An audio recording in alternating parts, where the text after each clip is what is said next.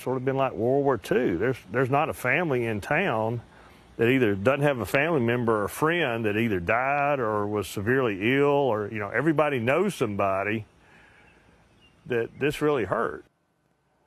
Dr. Shane Lee works in Alabama's Black Belt.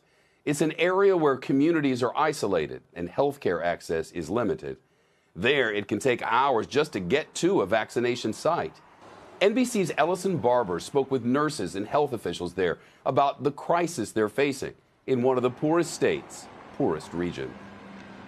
Shepherd, communities in Alabama's Black Belt are doing the best they can to get people vaccinated as fast as possible. In some counties, like Perry County, doctors say that things are going much better than they possibly imagined.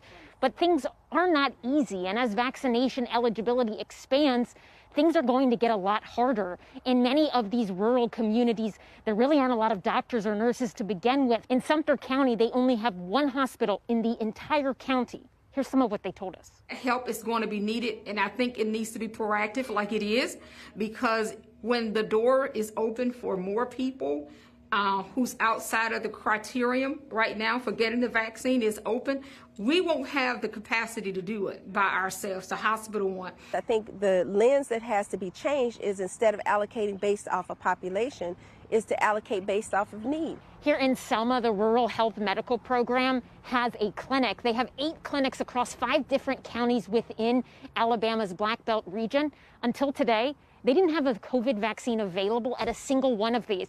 They didn't have the necessary freezers to get the Pfizer vaccine. They couldn't afford to buy them. They didn't have enough generators for the Moderna vaccine. So until today, they had nothing. They got 200 doses of the Johnson & Johnson vaccine. Now they're trying to get permission to use this medical clinic that's currently used for optometry appointments to take the vaccine out to their patients who are in even more isolated rural areas across the Black Belt. Shepard. Shepard Smith here. Thanks for watching CNBC on YouTube.